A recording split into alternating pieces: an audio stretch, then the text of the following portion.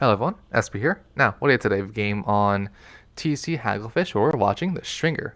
Looking at your comp's actually pretty bad. You have two negative painters.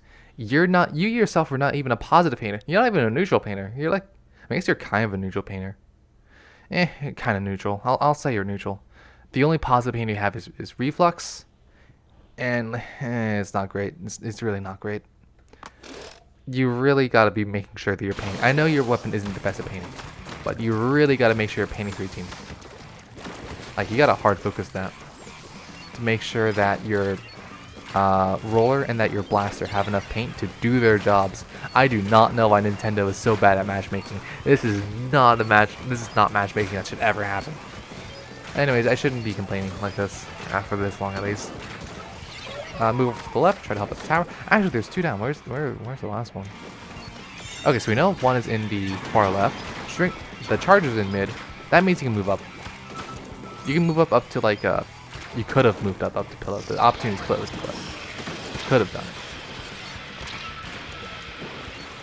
it. Okay, now go. There's only one alive. There's only one alive. No. What are you doing? This is literally the perfect time to push up. What are you doing? Push up. Yeah, this way. Go. What are you doing? No. Okay. I'm going to go back. I want to see how long you have been relevant to the objective. Because I don't mean to be harsh, but you are being really irrelevant right now. Okay, now we start the timer. 1, 2, 3, 4, 5, 6, 7, 8, 9, 10, 11, pause, 12, okay, 13, 14, 15, 16, I'd say about, yeah, I'll just say 16 seconds. Actually, no, I'll give a little leeway, 15 seconds. But even still, even if we really lowball it to 10 seconds where you weren't relevant to the objective, when there is one alive, you push hard. Because why wouldn't you? Like, there's only one alive compared to your entire team. You need to be taking as much space as possible. Because if you don't, then you're going to give the enemy enough room to jump back at you. You want to make that, because basically what happened there is someone went up to you and said like, hey, I'm going to give you like $20 or like $50 for free.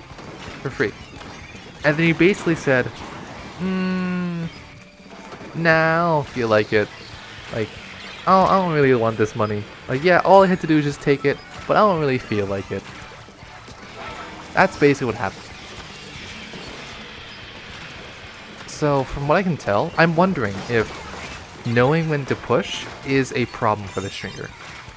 I wouldn't be too surprised, due to how we've seen them play. Oh, they fell. Sad. Yeah, I wouldn't be too surprised. Okay, now this is... Okay, I did say... I was talking about how pushing up was a problem, and then they pushed us too far. Commentator's curse. Happened. That was a bit weird. Anyways. Okay, 2 down. You gotta make sure that you're... See if you can protect the reflux, but don't overextend yourself with it. Yeah, they're gonna die. Okay, that's fine. Alright. Just make sure you're under cover. And now back off. I'd say you could also probably pop a Toxic Mist. Yeah, okay, never mind. She's just gonna die. Yeah. You also tend to not really want to be on the low ground when you're a backline. Because that very situation, if someone rushes you, they could just really easily kill you.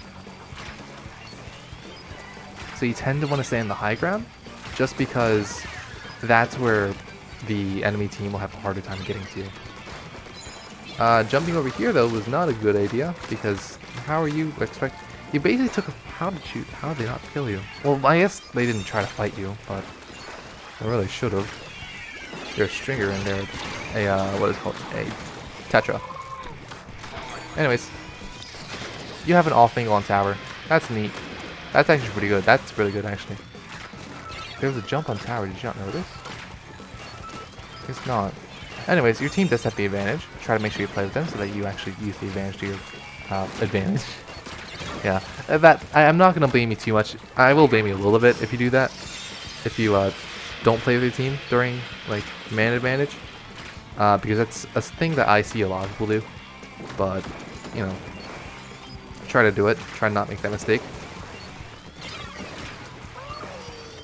But anyways, I will mention that we have like 35 seconds left. About they're gonna pop all their specials, so that means they're gonna get even more territory. Can't really prevent that from happening. Maybe you can stall for a little bit, but we'll have to see. Yeah, okay. See if you can get tower. Actually, your roller is doing a lot of work.